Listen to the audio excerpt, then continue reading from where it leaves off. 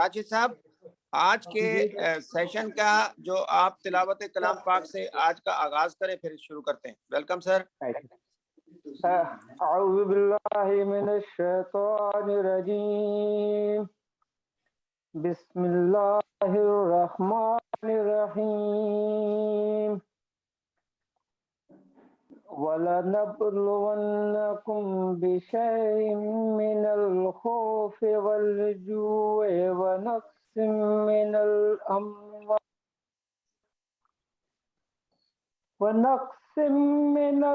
अम्वाल वल अनफुसि वस्समरात वबश्शिरिस साबिरीन अल्लज़ीना इज़ा असाबतहुम मुसीबतुन क़ालू इन्ना लिल्लाहि व इन्ना इलैहि राजिऊन। तर्जुमा।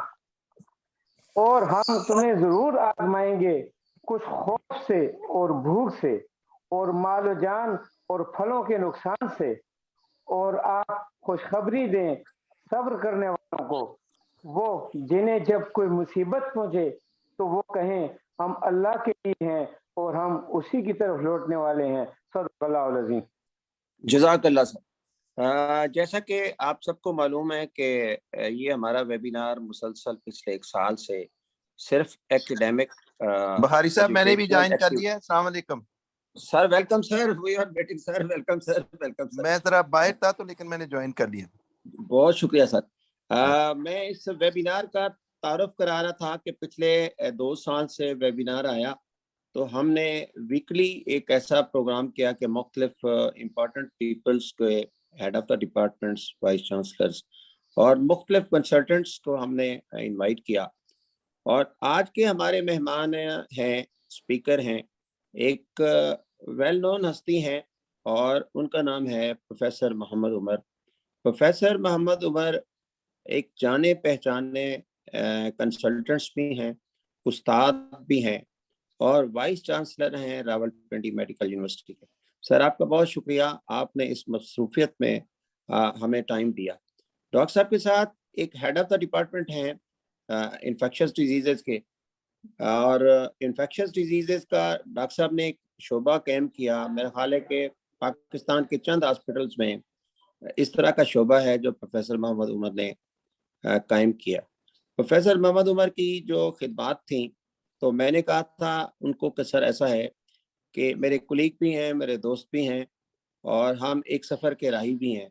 तो मैंने कहा था कि आप ऐसा करें कि what are the strategy you adopted during Covid and during the recent Omicron. साथ ही एक और सवाल पैदा हो गया कि recently the Chinese people, Wuhan peoples are looking a new virus.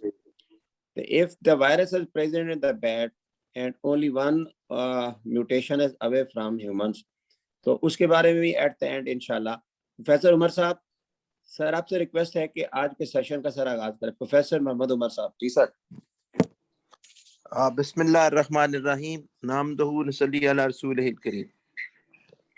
I'm really obliged, Professor Bukhari Saab. He is so kind. He always keep the whole country in loop. ये ज़ात कश्मीर में हो या कहीं या ये लाहौर में हो, इनकी जो एब्सेंस है वो महसूस नहीं होने देते ये। और वन ऑफ दोज टीचर्स जो कि नोन है for his strength and networking all over the country, और जो इनकी प्रोफेशनल सर्विसेज हैं वो तो are we are aware of this. तो I really being honoured sir for this invitation. I love कि मैं फॉर्मल प्रेजेंटेशन में होता, लेकिन मुझे कहीं रात को मैं लेट मुझे वापस आया, लेकिन I made it a point कि मैं अपनी सेमिनार में ज़रूर मौजूद हूँ। तो doctor Mujeeb is our associate professor of infectious diseases. जैसे आपने राइटली पॉइंट आउट किया कि this is the biggest department in Holy Family Rawalpindi Medical University में of infectious disease, and he is heading that, and he has a tremendous experience of treating the patient of COVID and organizing all 3 hospitals. हमारे साथ जो 3 hospitals हैं, Holi family hospital है जिसमें हमारा infection disease का शोबा है, Benazir Bhutto hospital and district headquarter hospital, and we have a dedicated, COVID hospital, Rawalpindi Institute of Urology. So we have, ये fifth surge है. We have treated about more than, more than 3,000 patients in मुख्तलिफ surge में, and we have, very sort of bad experience in the first surge. And we all know that this was a new virus, and people don't know about this. And the mortality was very high in the first sort of virus, which was 2 years before in December and January. And then gradually we start understanding the pathophysiology of COVID, the nature of this virus, the transmission, and whether the antivirals, and the way it it was you're producing disease, and Alhamdulillah, with the over times, we have a very low mortality. Our ICU team is very well versed with the patient to treat in the ICU. We have a very sort of a huge team which is connected with our alumni in America and in Middle East, and we sometimes discuss the complicated with them also. We have a capacity building of the nurses in particular, and we have trained 6 month certificate course for the COVID and infectious disease in Rawalpindi Medical University, not only in our allied hospitals, but in the private sector also. Then we are published about two issue of the journals, which have about 25 articles in each, which are specific to the COVID, which were the faculty journal. Then we publish another report. I hope Dr. Majib, if he can share with this, we can send you later on. So, sir, what we have, the experience we have was the mutation of the virus, the new variant of the virus. And you rightly said, I was just reading last night that there's a new virus may be coming up, which is called the new COVID, NEO, new COVID. And this is possibly again the Wuhan, which this is, people are thinking that this is present in the bat. And God forbid, they are thinking that this may be the most virus which will have more serious complication than the previous one. But anyhow, one message I will give to all of my colleagues and all those who have joined this very important webinar: the key is the vaccination. In the first sort of surge, the Rawalpindi Medical University and Allied Hospital admitted about seven, I think. At one time, we admitted about 400 cases, and our mortality was about 20%. And now, at this point of time, when there is a more than 8,000 cases admitted all over the country, and the mortality has dropped in our center to 3% or 2%, and 80% of these patients are those who have comorbidity or they are not vaccinated. So I think the key message, the medical academia and the family physician in particular must spread is the vaccination. So I think the new variant will continue to come, because the virus has we have to live with this virus like all other influenza virus.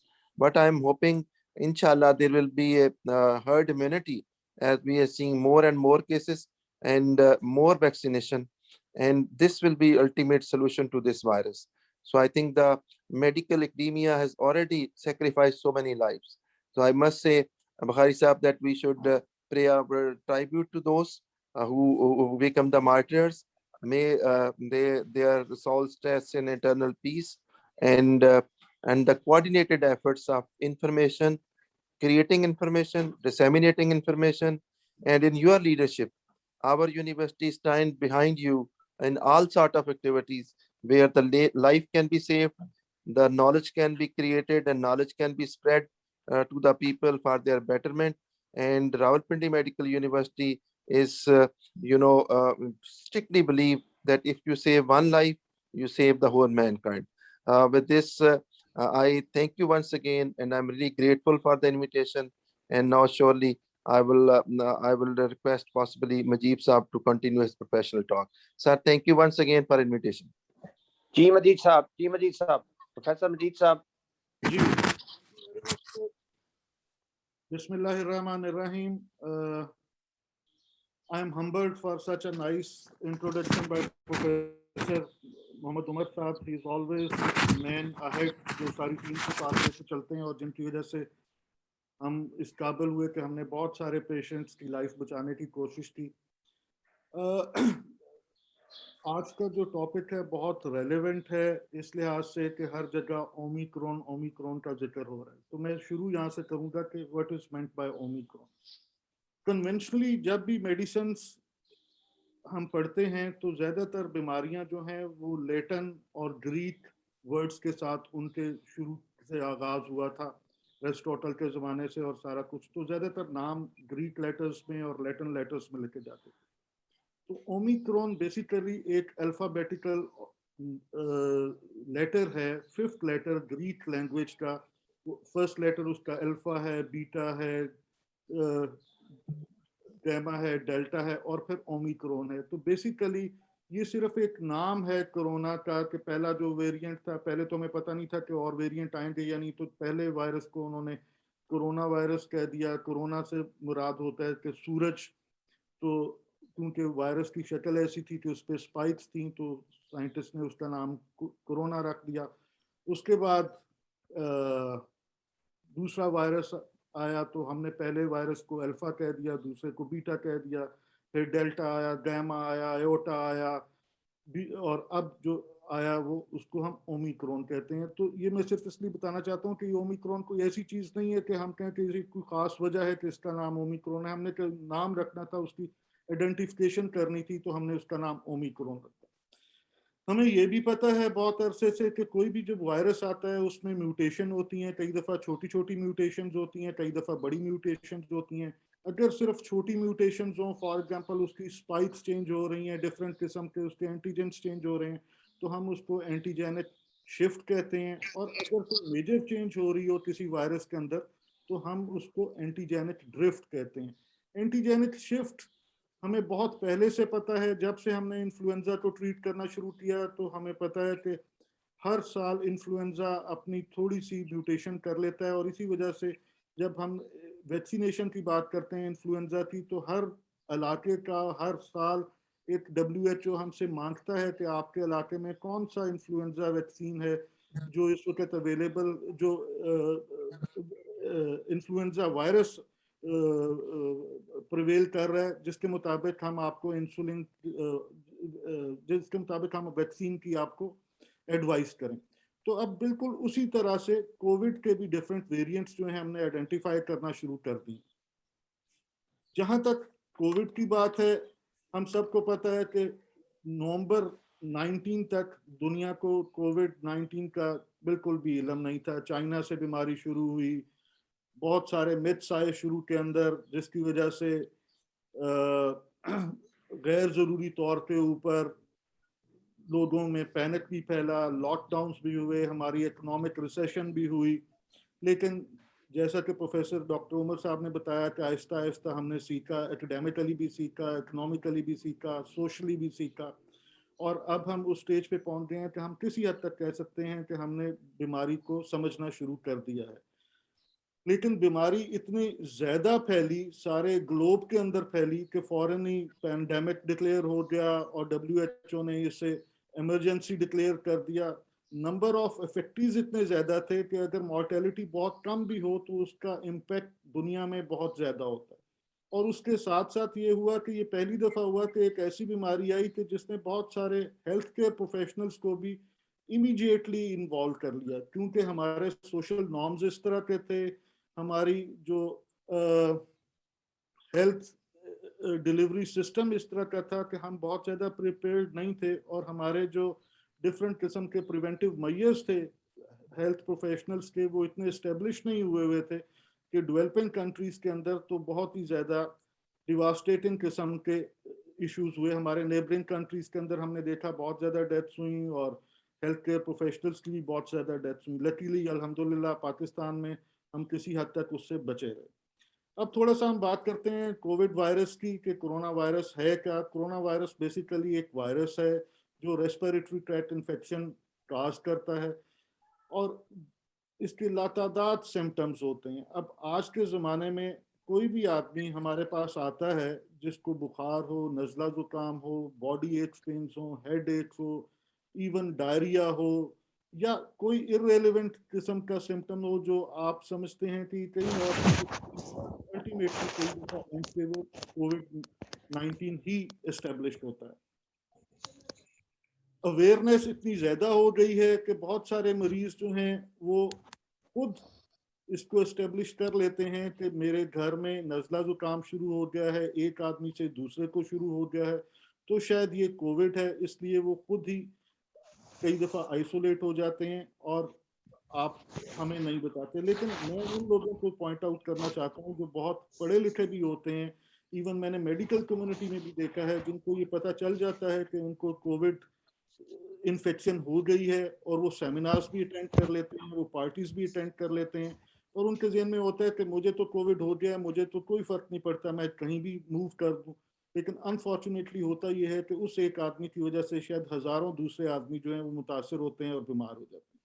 तो as a professional, as a nation हमें ये establish करने की ज़रूरत है कि ये सिर्फ हमारी बीमारी नहीं है, ये पूरी नेशन की बीमारी है। अगर हम बीमार हैं और बाहर जाते हैं और ये बीमारी किसी को कम्युनिकेट कर देते हैं तो हम कभी भी उसको ख़त्म नहीं कर सकते। इन्फेक्शियस डिजीज में सबसे इंपॉर्टेंट चीज़ ये होती है कि आपने जो इन्फेक्शियस चेन होती है उसको ब्रेक करना होता है। इन्फेक्शियस चेन किस तरह बनती है? एक तो वो ऑर्गेनिज्म या बग होता है जो डिजीज कॉज कर रहा होता है, एक वो एनवायरनमेंट होता है जिसके अंदर वो सरवाइव करता है, और तीसरा वो होस्ट होता है जो उस बग को उस एनवायरनमेंट के थ्रू किसी और आदमी को फैलाता है। इन तीनों में से जब तक हम कोई चीज खत्म ना करें उस वक्त तक हम ये चेन कभी भी खत्म नहीं कर सकते। अब मैं कोविड के रेफरेंस से इस चेन की बात करूं तो ह्यूमन बींग्स जो हैं वो इसके होस्ट हैं। हम एक आदमी को, जिस आदमी को वायरस इन्फेक्ट कर देता है, हम कहते हैं कि ये कोविड होस्ट है।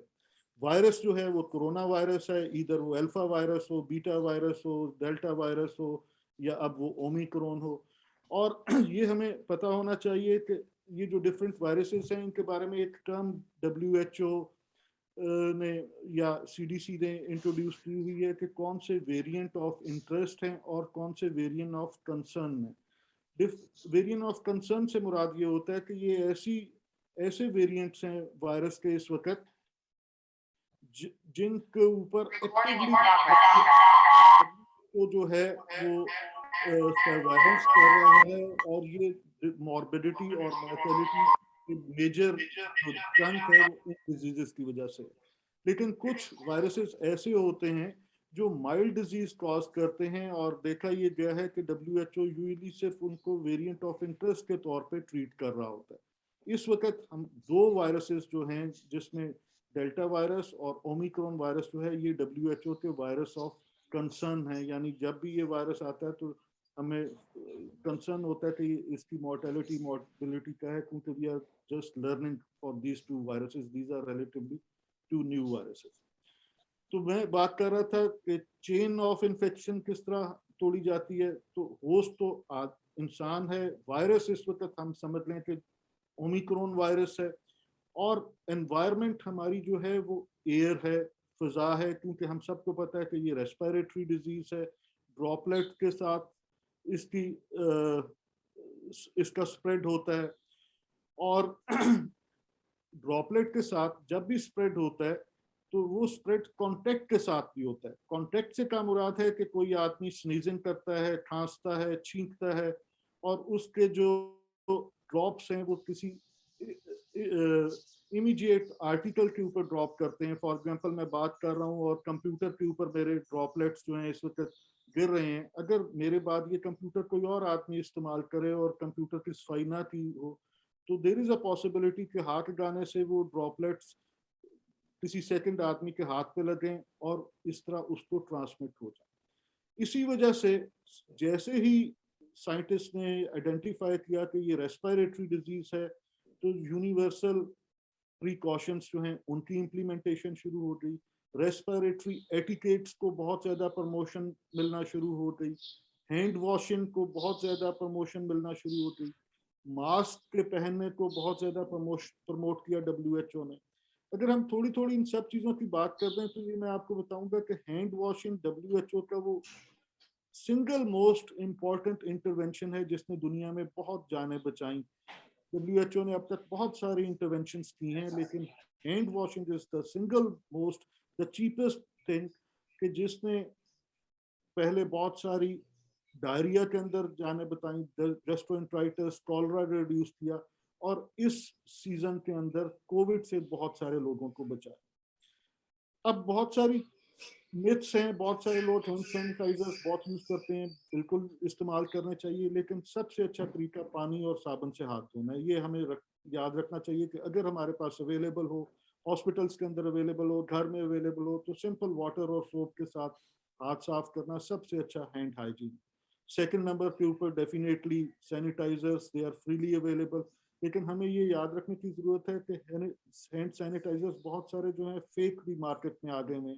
तो one should be very clear as a health care professional कि हम जो हैंड सैनिटाइजर यूज करें वो अप्रोप्रिएट हो, और अपने हाथ को बाद में हमें किसी रात को सोते हुए या किसी वक्त एक अच्छी पेट्रोलियम जेली या कोई सॉफ्टनिंग क्रीम भी इस्तेमाल करनी चाहिए, वरना देखा गया है कि बहुत सारे पेशेंट, बहुत सारे डॉक्टर्स जो रिपीटेडली हैंड हाइजीन का अपना ख्याल रख रहे हैं, उनको स्किन एलर्जीज होना शुरू हो गई हैं या उनको डर्मेटाइटिस होना शुरू हो गया ये डिफरेंट किस्म के सैनिटाइजर्स यूज करने से। सेकंड इंपॉर्टेंट थिंग जो है मास्क। मास्क हम सबको हर वक्त पहनना चाहिए, लेकिन याद रखना चाहिए कि अगर हम अकेले बैठे हुए हैं तो उस मास्क पहनने का कोई फायदा नहीं, ठीक है जी। तो बहुत सारे लोग जो हैं वो गाड़ी में ड्राइव कर रहे होते हैं और सिर्फ उन्होंने अकेले ड्राइव कर रहे होते हैं बहुत देर तक, तो मास्क पहना होता है, तो उसका बहुत ज़्यादा फायदा नहीं है। इम्पॉर्टेंट थिंग है कि जब आप किसी कम्युनिटी में जाएं जहां एक से ज़्यादा लोग हों तो वहां हमें मास्क इस्तेमाल करने चाहिए। सोशल डिस्टेंसिंग, हमने बहुत ज़्यादा अपने आप को पिछले एपिडेमिक्स के अंदर ट्रेन कर लिया था। सोशल डिस्टेंसिंग के लिहाज से हम दूर से ही हाथ हिला देते थे, चेस्ट पे हाथ रख देते थे, लेकिन आई हैव ऑब्जर्व कि अब लास्ट फ्यू मंथ से, जब से फोर्थ वेव खत्म हुई थी, तो हम डॉक्टर्स ने भी एक दूसरे से हाथ मिलाना शुरू कर दिया है, बगल पीर भी होना शुरू हो गए। मेरा ख्याल है we should still avoid this. ये कोई आल्दो हमारा कल्चर इस तरह है कि जब तक हम फिजिकल कांटेक्ट ना करें, किसी से हाथ ना मिलाएं, हग ना करें, हम समझते हैं कि सेकंड पर्सन को हमने सही तरह इज्जत नहीं दी या उसने हमें इज्जत नहीं दी, लेकिन this is the need of the time कि हम उस सोशल डिस्टेंसिंग को कंटिन्यू करें। आपको मेरी आवाज आ रही है जी? जी आ रही है, आ रही है आवाज, आ रही है जी आ रही है आवाज। जी सर आ रही है, जी सर आ रही है आवाज। Thank you. रेस्पिरेटरी एटिकेट्स, अब तो हमने अपने बच्चों को भी बहुत अच्छी तरह समझा दिया है, लेकिन स्टिल हमें नजर आता है कि लास्ट फ्यू डेज में हॉस्पिटल्स में इन्फेक्शंस बहुत ज्यादा हो गई है। मैं आपको बताता हूँ, मेरे हॉस्पिटल्स में बहुत सारे डॉक्टर्स जो ओपीडीज में काम कर रहे हैं वो बेचारे इन्फेक्ट होना शुरू होते हैं, और उसकी वजह यह है कि जो पेशेंट्स आते हैं और जो पेशेंट्स पेरिफेरीज से आते हैं, अभी भी वो ओपीडीज में आके अपना मास्क नीचे करते हैं और हमें कफ करके दिखाने की कोशिश करते हैं कि खांसी इस तरह आ रही। तो दिस इज वेरी इंपॉर्टेंट कि हम जैसे ही पेशेंट हमारे चैम्बर के अंदर एंटर होने लगे या हॉस्पिटल के अंदर एंटर होने लगे, तो हमारा बाहर कोई ना कोई ऐसा सिस्टम होना चाहिए, चाहे पोस्टर्स हो, चाहे हमने कोई फिजिकली अपना गार्ड रखा हो, सिक्योरिटी आदमी, वार्ड बॉय रखा हो, जो मरीज को ये बताए कि आप जब अंदर जा रहे हैं हॉस्पिटल में और डॉक्टर के चैम्बर में जा रहे हैं तो मास्क आपने नीचे नहीं करना, डॉक्टर साहब को आपकी आवाज आ रही है। बहुत सारे पेशेंट ये समझते हैं कि जब तक डॉक्टर मेरी कम्युनिकेशन उसके साथ प्रॉपर नहीं हो सके। सिमिलरली अब तो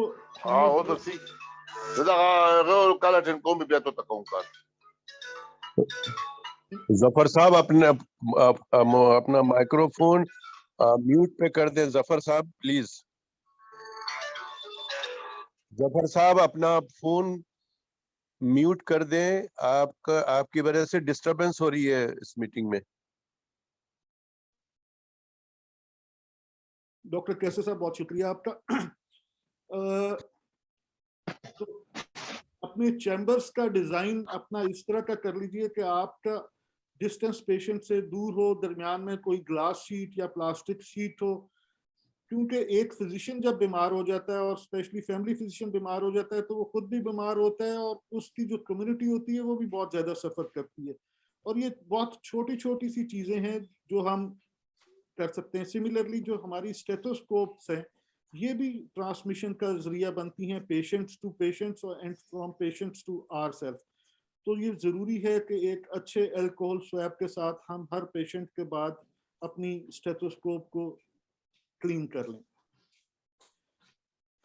थर्ड इम्पॉर्टेंट थिंग जो as a health care professional हमें ज़रूरत है वो ये है कि हम जब अपने घर पहुंचें तो ये वायरस अपने घर ना ले जाएं। अब हम में से बहुत सारे लोग ये भुगत चुके हैं कि वो उनकी इम्यूनिटी तो ठीक है लेकिन घर जाके उन्होंने अपने बूढ़े पेरेंट्स को ये वायरस दे दिया और अल्टीमेटली बेचारों की डेथ्स हो गई। तो ये ज़रूरी है कि जब हम अब घर पहुंचें तो आइडियल तो ये होना चाहिए कि हॉस्पिटल से ही बात लेके जाएं, लेकिन अगर हॉस्पिटल से बात लेके नहीं जा सकते तो घर पहुंचकर सबसे पहले बात लें, कपड़े चेंज करें और फिर अपने फैमिली के साथ मिले जुलें। और अगर हमें ज़रा भी कोई रेस्पिरेटरी ट्रैक्ट इन्फेक्शन के साइन सिम्टम्स हैं या even body aches, pains, fatigues हैं तो we should be isolated at least from our nears and dears और उनके साथ हमें कम्युनिकेट नहीं करना चाहिए। कई दफ़ा इसमें सोशल इश्यूज भी होते हैं लेकिन मेरा ख्याल है prevention is the best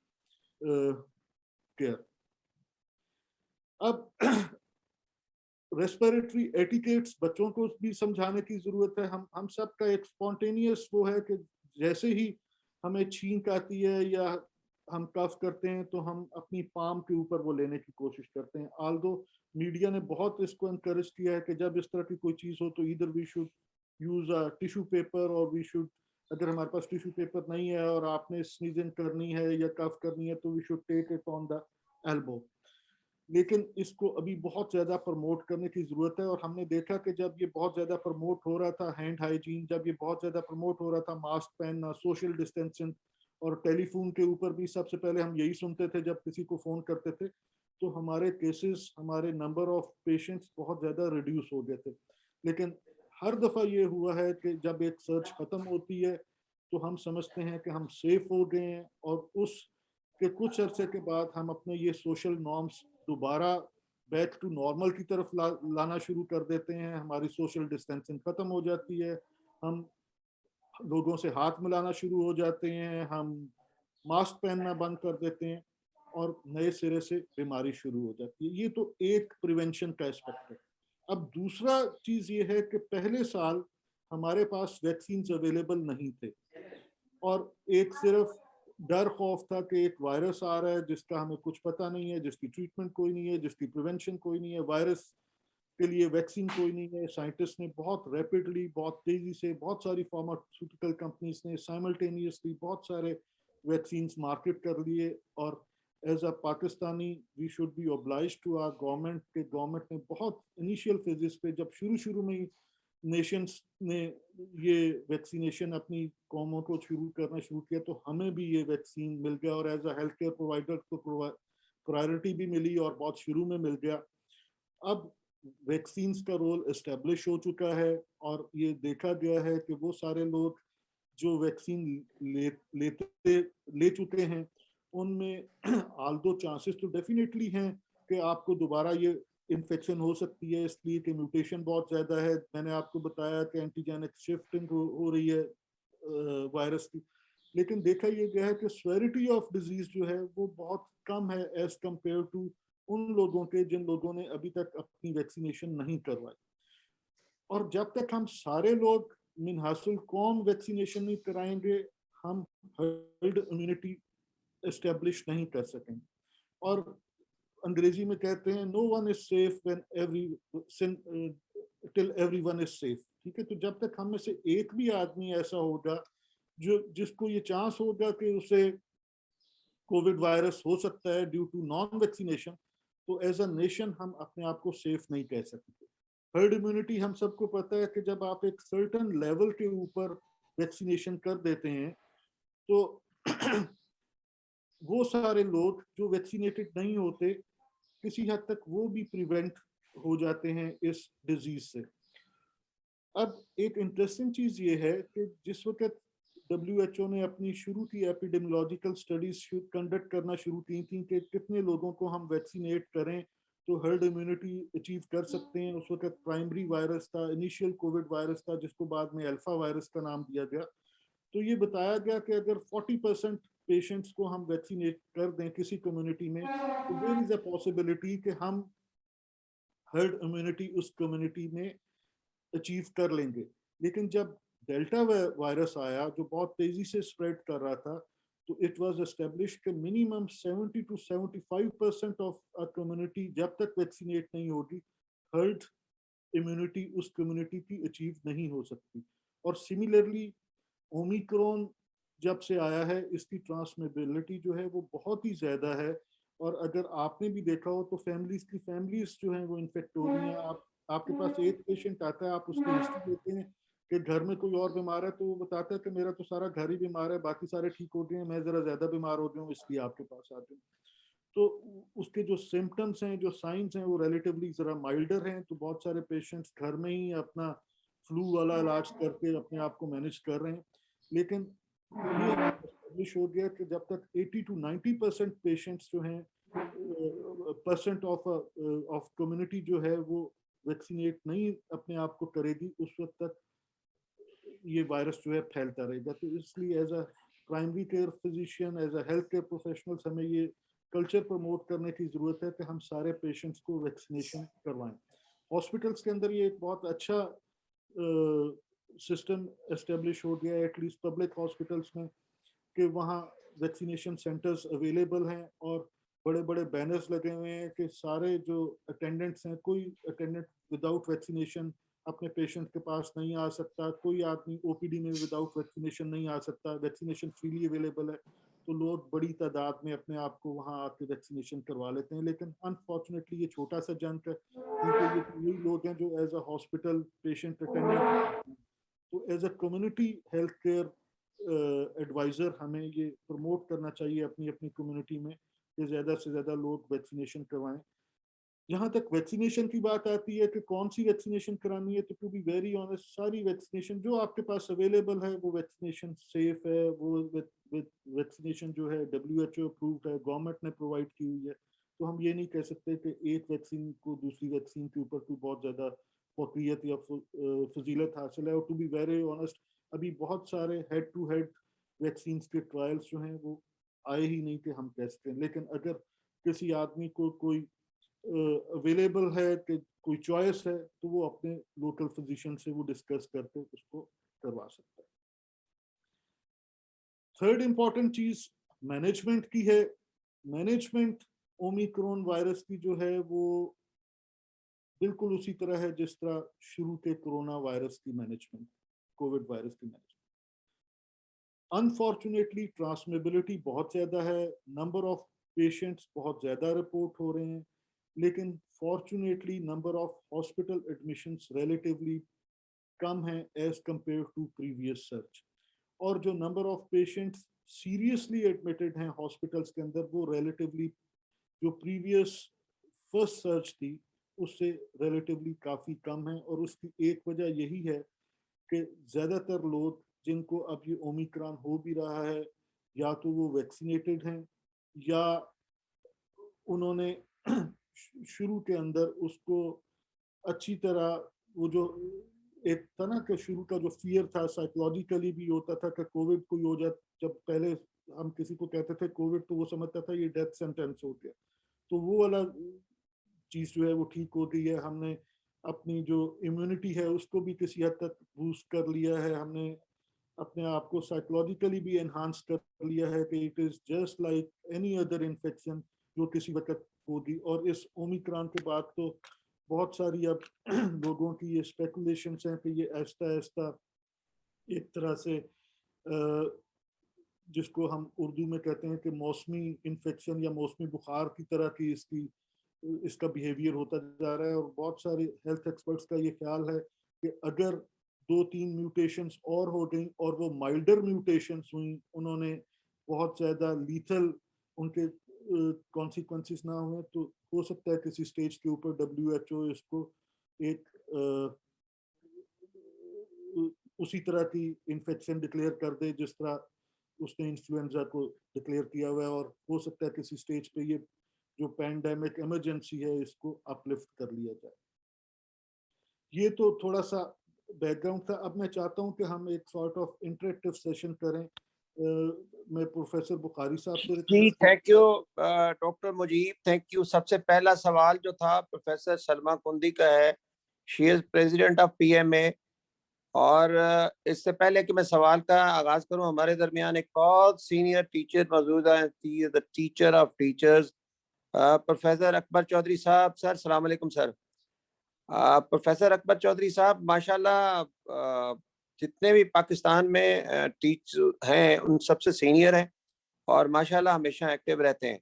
ji, professor Salma कुंदी का सवाल ये है कि आप इसका एक स्टैंडर्ड ओमिक्रॉन का स्टैंडर्ड ट्रीटमेंट प्रोटोकॉल के स्टीरॉयड का यूज करना है और ब्लड थिनर का यूज करना है, इसके ऊपर कुछ आप रोशनी डालेंगे?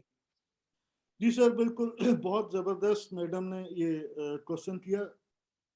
ये हमें याद रखना चाहिए कि जो स्टैंडर्ड ट्रीटमेंट है कोविड की गाइडलाइंस का, वो वही है जो पेशेंट की डिफरेंट स्टेजेस के ऊपर डिपेंड करता है। फॉर एग्जांपल, हम कोविड को डिवाइड करते हैं कि ये माइल्ड डिजीज है, मॉडरेट डिजीज है, सीवियर डिजीज है।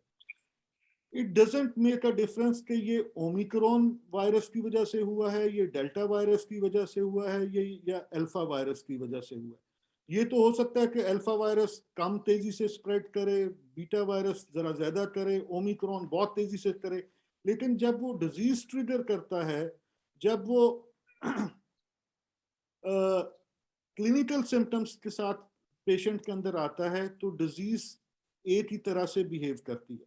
थोड़ा सा फर्क सिर्फ ये है कि अभी तक देखा ये गया है कि जो ओमिक्रॉन है ये अपर रेस्पिरेटरी सिम्टम्स ज्यादा कॉज कर रहा है, जबकि हमने देखा था कि जो फर्स्ट फेज के और सेकंड फेज के वायरसेस थे वो निमोनिया के साथ हमारे पास पेशेंट ज्यादा आ रहे थे, रेस्पिरेटरी फेलियर के साथ पेशेंट ज्यादा आ रहे थे। तो जो स्टैंडर्ड गाइडलाइंस दी गई हैं WHO की, CDA की, जिसके अंदर बताया गया है कि अगर ऑक्सीजन सेचुरेशन इतने % से नीचे आए तो हमने स्टीरॉइड्स देने हैं, अगर पेशेंट को कोमॉर्बिडिटीज हैं, पेशेंट ओबीस है, बेड रिडन है, डी डाइमर इतने हैं, वो जो cut off values said means जो हमारा कोविड एक्सपर्ट एडवाइजरी ग्रुप है या WHO की है, जो बेसलाइन उन्होंने रिकमेंडेशंस दी हुई हैं, ओमिक्रॉन वायरस में भी हम वही फॉलो करते हैं।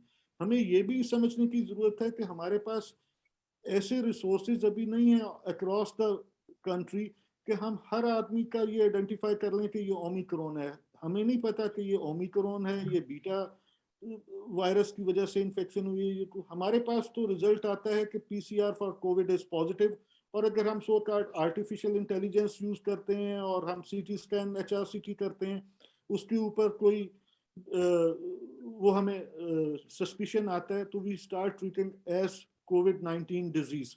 और कोविड-19 डिजीज की जो बेसिक मैनेजमेंट है वो यही है कि आप ऑक्सीजन सेचुरेशन पेशेंट की ऑब्जर्व करते हैं, आप पेशेंट को अंडर ऑब्जर्वेशन रखते हैं, आइसोलेट रखते हैं। अगर आप ये समझते हैं कि कोई सेकेंडरी इन्फेक्शन है, और सर एक और मैं अपने जूनियर कोलीग्स के लिए कहना चाहूँगा कि होता ये है कि हमारे पास एक कोविड का मरीज आता है जिसको मल्टी मॉर्बिडिटी होती है, जिसको कोमॉर्बिडिटीज होती हैं।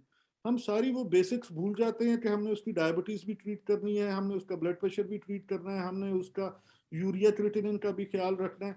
हमारा सारा फोकस उसके कोविड की तरफ हो जाता है, और नतीजा ये होता है कि कोविड तो 10-15 दिनों के बाद शायद ठीक हो जाता है, लेकिन वो डायबिटीज की वजह से डायबिटिक कीटोसिडोसिस में चला जाता है, वो 4-5-6 दिन में रीनल फेलियर के अंदर पुश हो जाता है, वो उसको अनकंट्रोल हाइपरटेंशन की वजह से स्ट्रोक हो जाता है।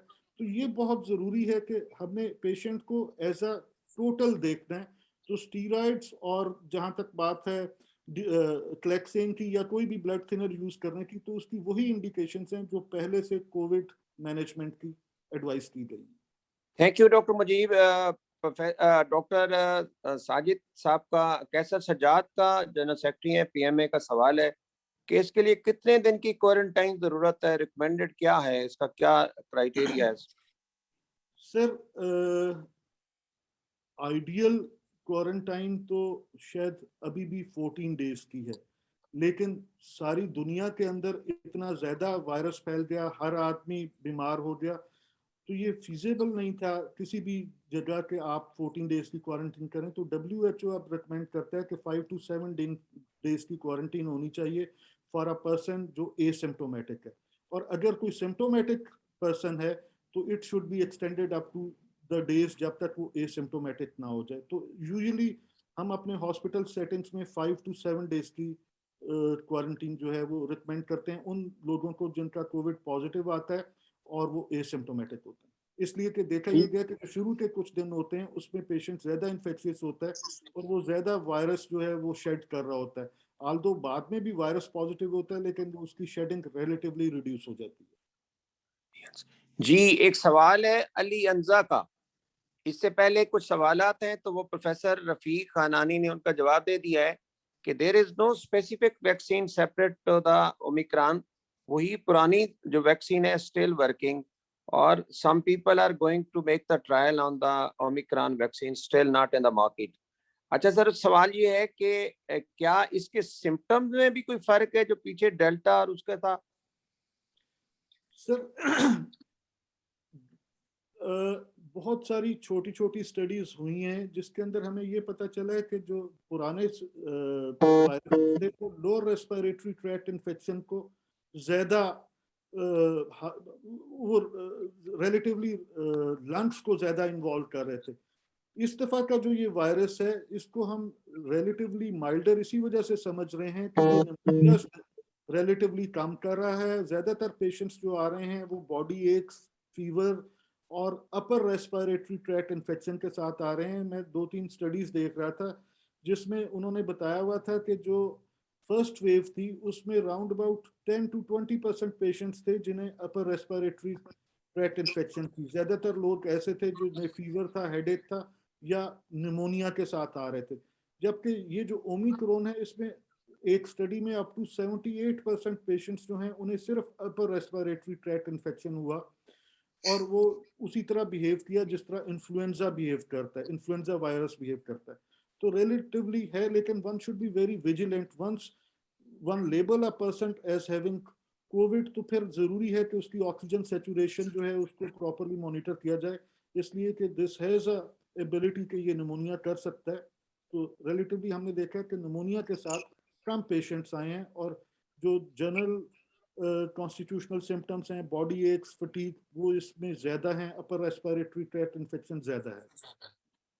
जी, एक सवाल है डॉक्टर सैयदा फातिमा रिजवी का, सुगरा रिजवी का, कि इसके खिलाफ, ओमिक्रॉन के खिलाफ एंटीबॉडी, यानी उनका ख्याल, कहने का मतलब न्यूट्रलाइजिंग एंटीबॉडी है, ये कितनी देर में पैदा होगी? मेरा ख्याल है आपके साथ साथ ये सवाल मैं डॉक्टर प्रोफेसर खानानी से भी पूछूंगा।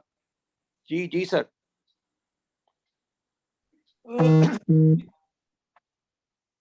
यूजुअली जो एंटीबॉडीज होती हैं वो हमें पता है कि 2 तरह की एंटीबॉडीज होती हैं, IgM, IgG।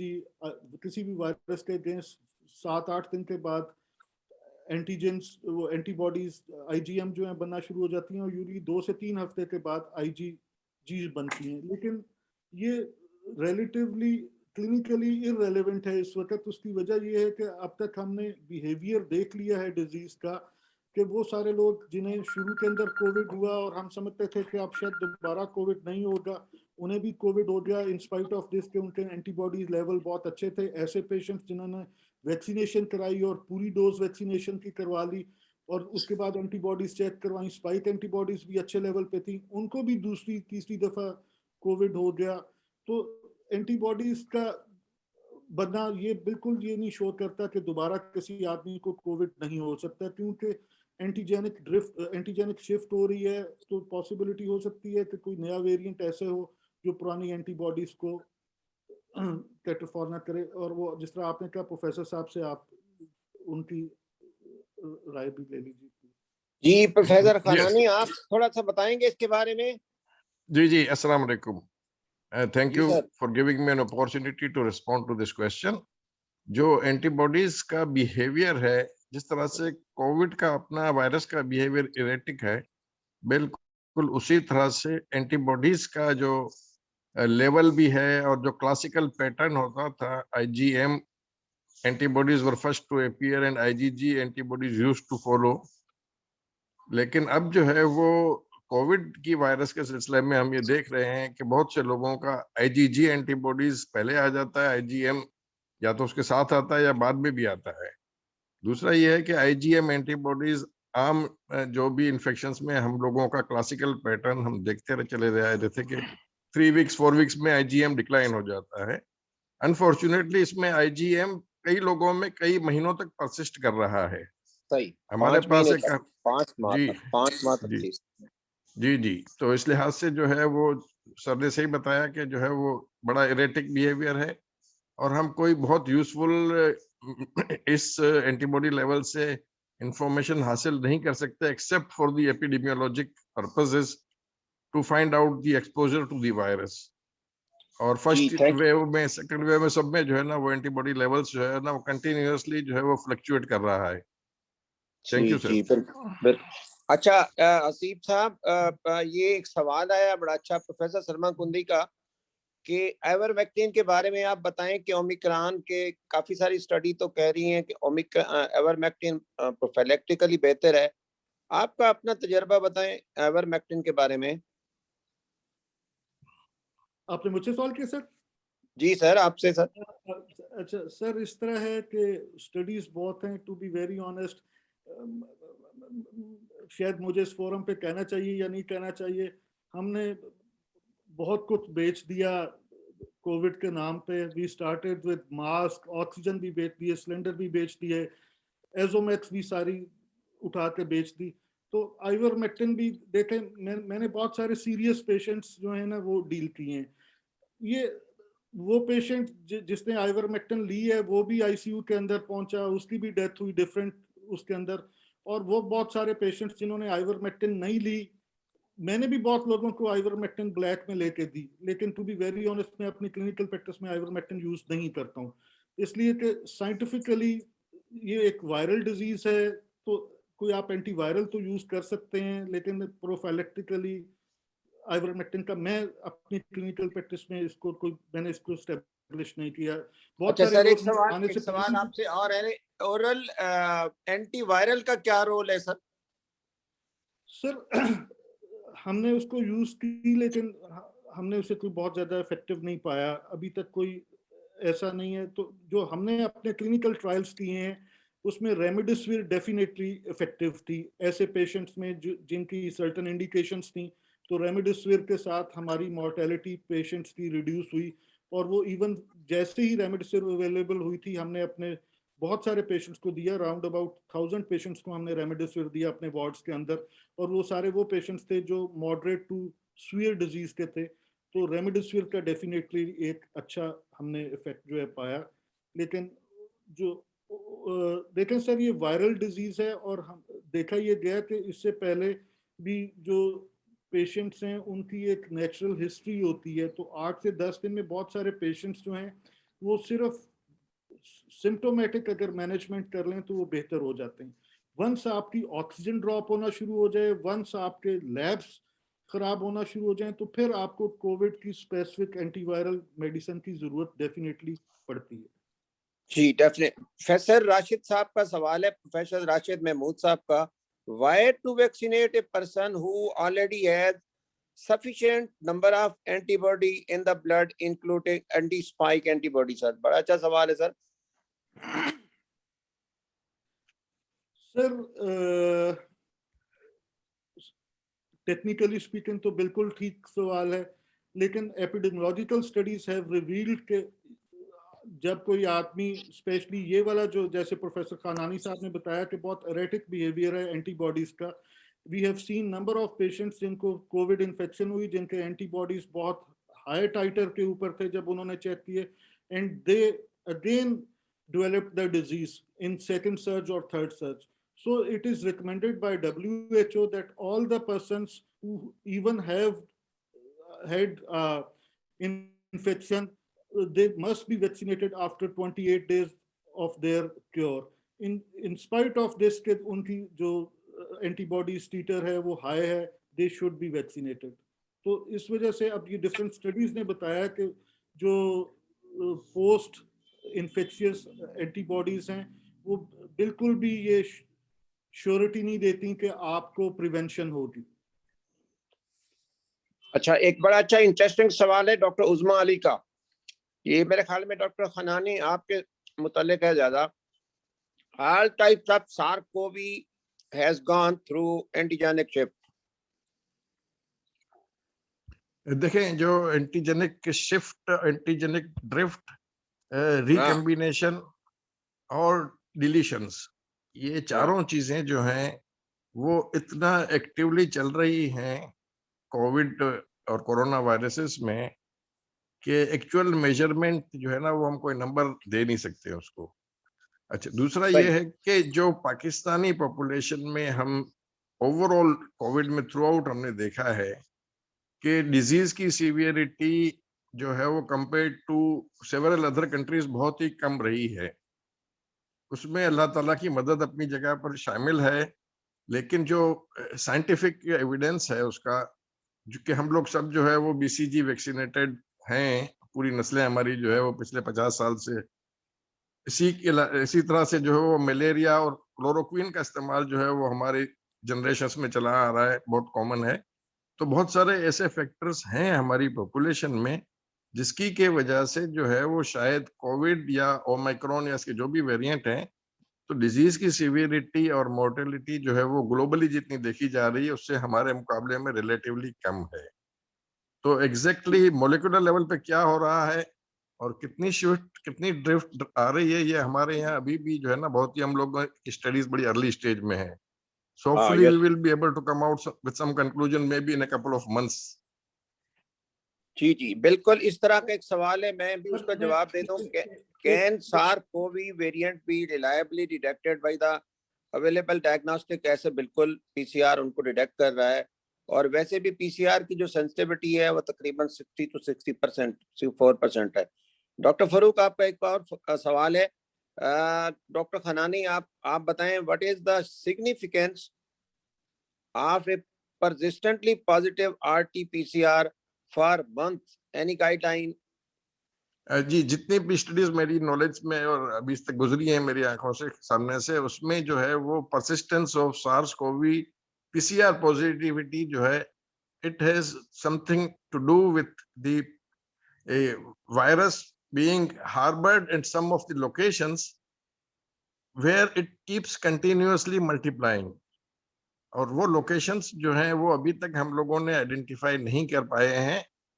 अच्छा, बाज लोगों का ये ख्याल है कि ये जस्ट सुपरफिशियल एपिथेलियल सेल्स में रह जाती हैं और वहां शेडिंग होती रहती है, लेकिन जनरली जो वायरसेस का बिहेवियर है, it does not confirm to this kind of hypothesis. So still we are unable to say, हालांकि वो जो persistence of viral shedding जो है वो इम्यूनिटी डेवलप करने में बड़ा हेल्प कर रही होती है, लेकिन ये कौन से सेल्स में या कौन से टिश्यूज में हो रहा है ये हमें पता नहीं है। बिल्कुल ठीक। लास्ट क्वेश्चन, क्योंकि बहुत सारे सवाल मिलते जुलते हैं। प्रोफेसर सलमा कुंदी, आप खुद ही बता दें। प्रोफेसर सलमा कुंदी, लास्ट सवाल आप पूछें। अस्सलाम वालेकुम। It was such a healthy, great discussion. मुझे तो बहुत खुशी हो रही थी सुन के। मेरा ये है कि मेरी बेटी अभी बीमार हुई थी तो हमारे डॉक्टर ने रेकमेंड किया था टोफोजेक, लेकिन वही था she was mild and asymptomatic। तो मैं सिर्फ ये पूछना चाह रही थी, it is an antiviral and ये था कि ओरल है तो उसके रोल के बारे में मैं पूछ रही थी, but you already answered it कि ओरल का इतना रोल नहीं होता। हाँ, आईवी रेमेडिसिविर खुदा ना खास्ता जब वो सिम्टम्स आगे जाएं तो, लेकिन अगर टोफोजेक का आपको है, किसी को उसके बारे में ज्यादा इंफॉर्मेशन है तो। जी जी जी, सवाल नहीं है मेरा, सिर्फ एक ये है कि मैं सिर्फ आपको कांग्रेचुलेट करना चाहता हूँ मुलाजिम साहब, बहुत अच्छा जो आप अरेंज करते हैं सारा कुछ, और ये जो हमारे आज बहुत सारे लोग पार्टिसिपेंट इस आज के प्रोग्राम में हैं, I must appreciate everyone those who have participated. यकीनन ये बहुत ही इंटरैक्टिव और बहुत अच्छा नॉलेज होती है, और साथ ही साथ मुजीब साहब ने बहुत अच्छा आज अपनी प्रेजेंटेशन दी है एंड अवेयर किया है लोगों को। मैं थोड़ा सा बताना चाहता हूँ कि पाकिस्तान मेडिकल एसोसिएशन की ये 25th वेबिनार है, और इसको स्टार्ट करने में हमारी president, honourable president doctor Salma कुंडी का, मुलाजिम साहब का और काजी वासिफ का बड़ा इसमें कंट्रीब्यूशन है। इनके बगैर ये जो है आज हम 25वीं वेबिनार तक पहुंचे हैं, ये इनके बगैर बड़ा मुश्किल था। एक तो ये बात है। दूसरी बात मुझे ये कहना था कि जो क्योंकि ये डिस्कशन हुआ है और बहुत से लोगों नए हैं, तो ये बताना चाहते हैं कि पीएमए ने क्या किया है कोविड के अंदर। आप को ये बताते चले कि जब जैसे मुलाजिम साहब ने बताया कि 26 फरवरी को हमारा पहला केस आया था पाकिस्तान में, वो कराची से डिटेक्ट हुआ था, वो भी बीमार था और वो गया था आगा खान में, और आगा खान से वो डिटेक्ट होकर आ गया, और ये हाईलाइट हुआ कि जी पहला केस पाकिस्तान में डिटेक्ट हुआ कराची से। लेकिन पाकिस्तान मेडिकल एसोसिएशन ने 22 जनवरी 2020 को गवर्नमेंट को एक खत लिखा और प्रेस रिलीज के जरिए बताया कि चाइना के शहर वुहान में एक बीमारी आई है जिसका नाम कोरोना है, और उसमें 6 लोग इंतकाल कर चुके हैं और 300 लोग उसमें बीमार हैं। ये 22 जनवरी को मैंने एज ए सेक्रेटरी जनरल ये खत लिखा और प्रेस रिलीज भी दी, और पाकिस्तान मेडिकल एसोसिएशन के इस तमाम चीजों के बावजूद, जिसमें के लोगों को अवेयर किया था कि एसओपीज क्या होता है, कैसे फॉलो करना है, ये सब चीजें उसमें मेंशन है, सारा कुछ किया गया था। लेकिन अनफॉर्चुनेटली हमने ये इसलिए कराया था कि पाकिस्तान से लोग चाइना जाते हैं, चाइना से लोग आते हैं, स्टूडेंट्स जाते हैं, बिजनेसमैन जाते हैं, लेकिन अनफॉर्चुनेटली ये हम कंट्रोल नहीं कर सके, और सबको पता है कि फिर कोरोना कैसे फैला। सेकेंडली ये है कि पीएमए ने इसमें बहुत सारा ऐसा काम किया शुरू में, जिसमें कि हमारे जो डॉक्टर हजरात हैं वो बीमार होने शुरू हुए और इंतकाल होने शुरू हो गए। उसकी वजह ये थी कि चूंकि नया वायरस था, जैसे कि मजीद साहब भी बता रहे हैं कि लोगों को पता ही नहीं था कि करना क्या है, इवन हमारे हेल्थ केयर वर्कर्स को। तो पीपीई एक लफ्ज आया, पर्सनल प्रोटेक्टिव इक्विपमेंट, जो कि उसको पहन के हमें मरीज को देखना था, लेकिन अनफॉर्चुनेटली वो गवर्नमेंट ने भी कुछ नहीं किया था, जिसपे हम पीएमए ने बार बार शोर मचाते रहे मीडिया के ऊपर। आप लोगों को सबको पता है कि पीएमए ने कितना इस पे शोर मचाया, और आखिर में ये हुआ कि पीपीई अवेलेबल हुई, और साथ ही साथ पाकिस्तान मेडिकल एसोसिएशन ने, जिसमें कि लाहौर ने बहुत अच्छा काम किया, कराची ने बहुत जबरदस्त काम किया, और we as a PMA centre ने इसको पीपीई को बनवाया और बनाकर डिफरेंट हॉस्पिटल्स में पर्सनली जाके डिस्ट्रीब्यूट किया, ना सिर्फ डॉक्टरों को बल्कि जो हमारे पैरामेडिकल स्टाफ है उनको भी दिया। इसके बाद हमने एक मीटिंग की, हमारे उस वक्त के जो हेल्थ मिनिस्टर साहब थे, जो कि वो थे एडवाइजर थे to the prime minister Zafar Mirza साहब, उनके साथ हमने एक वेबिनार मीटिंग की या वर्चुअल मीटिंग की, जिसमें कि मैडम सलमा कुंडी, मैं और काजी साहब और एक हमारे मेरे ख्याल में उस वक्त सलमा कुंडी नहीं थी, वो थे हमारे लाड़काना के। I was there, I attended it. आप भी थी शायद, यस आप भी थी, और वो थे क्या नाम है इनका, तोनियो साहब। तो ये बात हमने उनसे कही कि देखें हमारे डॉक्टर्स इंतकाल कर रहे हैं, आपको प्रोवाइड करनी चाहिए, और रेगुलर बेसिस पे। आपने एक जगह दे दिया तो इसका मतलब नहीं है कि वो बात खत्म हो गई। पीपीई रेगुलर बेसिस पे सप्लाई होनी चाहिए, प्लस जो हमारे डॉक्टर्स इंतकाल कर गए अब तक किसी ने भी, और आज की डेट तक भी, मैंने कल भी एक प्रोग्राम के अंदर टेलीविजन में ये प्रोटेस्ट किया कि आज तक भी किसी ने भी उनकी फैमिली का वेलफेयर पता नहीं किया गवर्नमेंट की सतह पे, ना ही प्रोविंशियल ना ही फेडरल गवर्नमेंट ने। दिस इज वेरी अनफॉर्चुनेट कि उनकी फैमिली का क्या है। और हमारा डिसाइड हुआ था जुल्फा मिर्जा के साथ कि हम जो है इनको एक शहीद पैकेज का नाम दिया गया था, वो दिया जाएगा, लेकिन वो भी अभी तक नहीं किया गया। तो ये एक मैं सिर्फ आ रहा हूँ, खत्म कर रहा हूँ।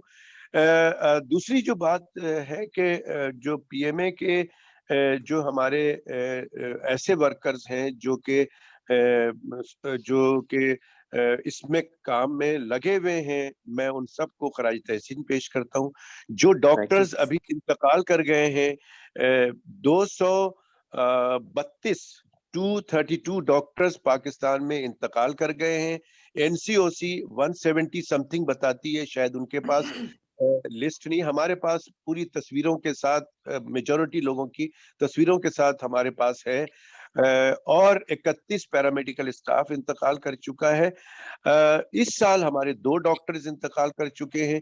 मैं ये चाहता हूं कि हमारे तमाम जो इस वक्त पार्टिसिपेंट हैं, प्लीज ओमिक्रॉन की जो एक बेसिक बात मैं बताता चलूं, मुजीब साहब यहाँ मौजूद है, इसके बाद मैं एक सवाल भी करूंगा। मैं ये चाहता हूं कि आप लोग प्लीज अपना ख्याल करें, अपने आप को प्रोटेक्ट करें। उसकी वजह क्या है कि जो मैं ये फिगर बता रहा हूँ 232, उसमें 4 या 5 वो डॉक्टर्स हैं जो कि कोविड के पेशेंट को डायरेक्टली देख रहे थे, यानी कोविड वार्ड में एडमिट थे, वहां पर वो देख रहे थे, वो इंतकाल कर गए।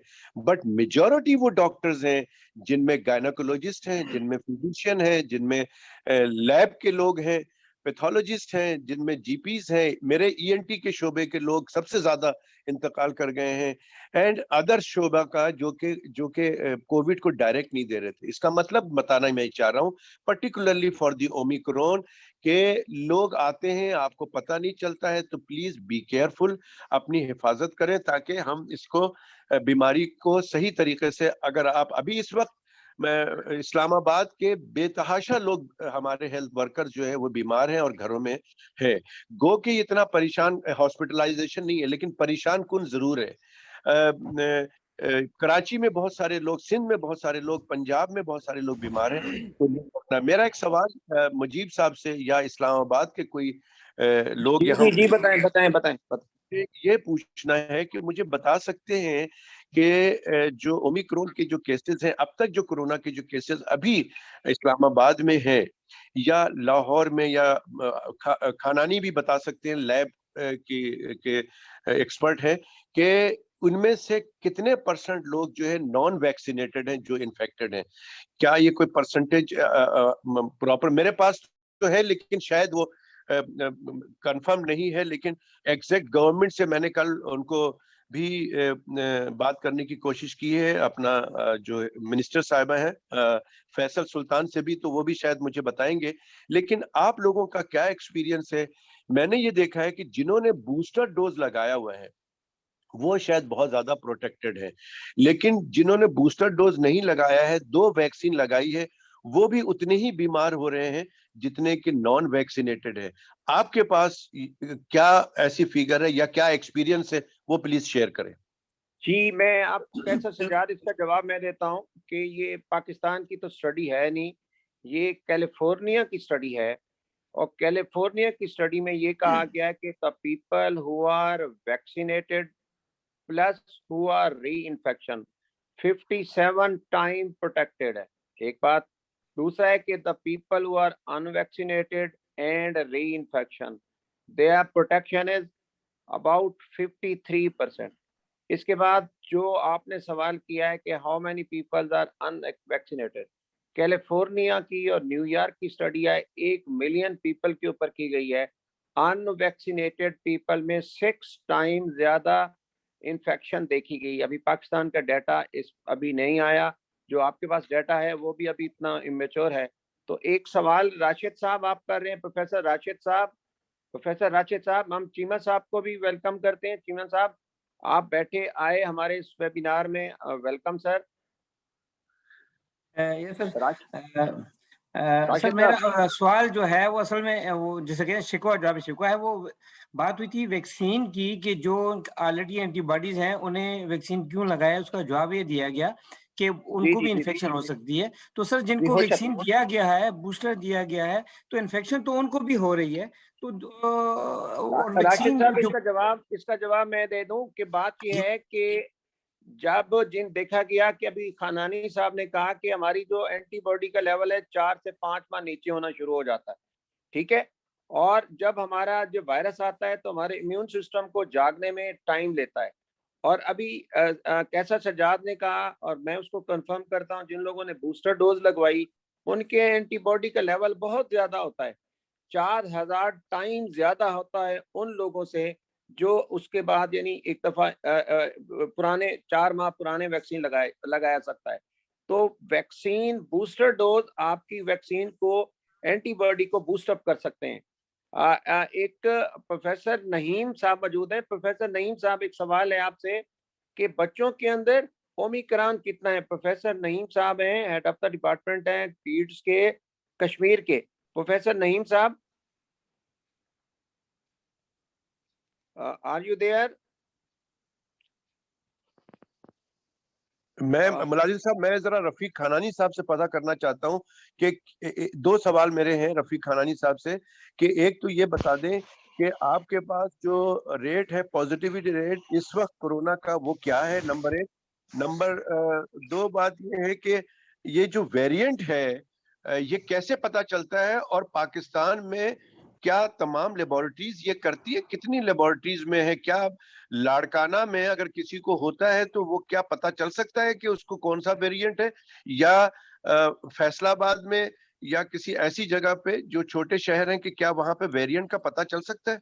डॉक्टर जी खनानी साहब। जी डॉक्टर कैसर, इसमें देखिए 3 सवाल है आपके। पहला सवाल का जवाब ये है कि पॉजिटिविटी रेट इन पेशेंट्स और इन द क्लिनिकल केसेस और सस्पेक्ट्स, वो कराची में हमारे पास तकरीबन 45% है, लेकिन अभी भी लोग, हाँ अभी भी, लेकिन लोग अभी भी ये समझ रहे हैं कि जो है ना 45% मतलब का every 45 people out of 100 people are infected, ऐसा नहीं है। 45% of the people who are being referred for the testing. Coming to the test. Okay, बिल्कुल। नंबर 1। नंबर 2 ये है कि जो ओमिक्रॉन या जो टाइपिंग है, जो कि ज्यादातर अब बड़ी लैब्स ने करनी शुरू की है, वो पीसीआर बेस्ड है और दैट इज नॉट 100% रिलायबल। और डेफिनेटली अगर लाड़काना में या किसी भी सिटी से सैंपल्स जो है ना वो हमारे पास आते हैं और उसमें हम चेक कर सकते हैं और करते हैं और रिपोर्ट भी कर रहे हैं आजकल हम कि डेल्टा है कितना, ओमिक्रॉन कितना है, या और टाइप्स हैं। लेकिन वो अभी रिसर्च बेस्ड ही स्टडीज है, तो अभी तक कोई नेशनल स्टडी इसके ऊपर सामने नहीं आई है। तीसरा ये है कि एक चीज जो डिफरेंट थी वैक्सीनेशन और नॉन वैक्सीनेशन की जो डिबेट चल रही थी, उसमें outcome is different. People, infection इनको भी हो रहा है जिन्होंने वैक्सीन लगाई है, जिन्होंने बूस्टर लगाया हुआ है, लेकिन outcome is much better in those people who have got the boosters और who are vaccinated. That's all, thank you sir. अच्छा मैं एक चीज इसमें ऐड करना चाहता हूँ रफीक खानानी साहब। एक्चुअली जो ओमिक्रॉन सबसे पहले डिटेक्ट हुआ वो साउथ अफ्रीका में, और जिन्होंने किया एंजेली कोडजी, उनका कहना ये, चूंकि हम उनके साथ वेबिनार में होते हैं, और उनका कहना ये है कि ये जो वेरिएंट है ओमिक्रॉन का पता करना, इसको पता करने के लिए जिसको हम कहते हैं जीनोम सीक्वेंसी, ये बहुत ही कॉस्टली होता है।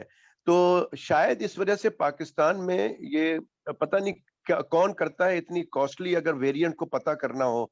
तो मेरा एक सवाल था कि ये किस तरह से ये बताया जाता है कि जी ओमिक्रॉन ही है। एक बात। दूसरी बात ये है, आपकी बात से बिल्कुल एग्री करूंगा रफीक खनानी साहब के, मैं चूंकि ईएनटी सर्जन हूं, आजकल जितने भी ईएनटी के लोग हैं उनके पास ये पेशेंट बेतहाशा आ रहे हैं हमारे पास, और कुछ लोग तो टेस्ट कराकर पॉजिटिव होके भी आते हैं कि डॉक्टर साहब ये सिम्टम है, नजला जुकाम, गला खराब है, और वो सुबह बुखार हो जाता है, शाम नहीं होता है।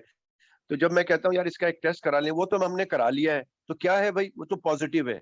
तो मजाक की बात ये है कि वो तो आके हमें पॉजिटिव होने के बाद भी हमें लगाने आ जाते हैं। प्रॉब्लम ये है कि मैंने ये देखा है कि मेजॉरिटी लोग टेस्ट कराते नहीं है, मेजॉरिटी लोग टेस्ट नहीं कराते हैं, और वो कहते हैं कि जी सपोज घर का अगर आपके लैब से किसी ने एक ने करा लिया और वो पॉजिटिव है और बाकी घर के 7-8 लोग उनके पॉजिटिव हो गए हैं या उन बीमार हो गए हैं, तो वो टेस्ट नहीं कराता है। तो वो समझता है कि जी मैं पॉजिटिव हूं तो सारे के सारे वो हैं। तो इस तरह से ये फिगर काफी ज्यादा है। एक बात, दूसरी बात ये कि ये परेशान कुन जरूर है। अगर हॉस्पिटलाइजेशन नहीं है तो परेशान कुन जरूर है। और अब मुझे लगता है कि अब जो लोग हमें बता रहे हैं सिम्टम, वो सिम्टम डेल्टा वेरिएंट्स के सिम्टम के साथ आते हैं, यानी कि स्मेल चली गई है, टेस्ट चला गया है, डायरिया भी हो रहा है, बहुत सारी चीजों के साथ जो डेल्टा के हम लोग डील कर रहे थे वो भी साथ है। तो और लोगों के साथ अगर ये एक्सपीरियंस हुआ है तो वो अपनी शेयर करें। मैं एज ए ईएनटी सर्जन बताता हूँ कि हम जो पेशेंट देख रहे हैं, थैंक यू कैसर, क्योंकि टाइम काफी सारा ज्यादा हो गया है, तो मैं प्रोफेसर सलमा कुंदी को कहूंगा कि प्रोफेसर सलमा कुंदी अपने give the last few words after thanks to the this webinar. Okay, thank you so much, Professor Mulazim Saab. It is a pleasure always being with you here on these webinars. And I want to thank my brothers of PMA, Kaisar Sajjad Saab and Qazi Wasiq Saab, for arranging this great webinar every week. I take this opportunity of thanking Professor Dr. Mujib Rafiq Saab. It was a lovely talk that he gave. और हमें बहुत information मिली है. I'm really grateful to you, sir. And special thanks to Professor Dr. Omar Saab, Professor Rafiq Khanani Saab, and all the great people who are attending this webinar today. Altaf Cheema साहब भी हमारे साथ मौजूद है मैडम, ये अच्छा, professor Cheema साहब और प्रोफेसर अकबर चौधरी साहब बहुत सीनियर टीचर हैं, वो भी मौजूद है हमारे साथ। प्रोफेसर चीमा साहब, प्रोफेसर अकबर चौधरी साहब का भी बहुत बहुत शुक्रिया, कीमती वक्त सब लोगों ने निकाला और आज यहाँ हुए। And hope to meet you next week. और दुआ गो हूँ मैं कि ये जो न्यू कोव का डर है, अल्लाह इसको ना लाए और ये म्यूटेशन इसमें ना हो। अल्लाह पूरी इंसानियत को बचाते रहे। आमीन। Thank you so much madam, thank you so much madam, thank you so much. अस्सलाम वालेकुम, अस्सलाम वालेकुम, अल्लाह हाफिज। खुदा हाफिज।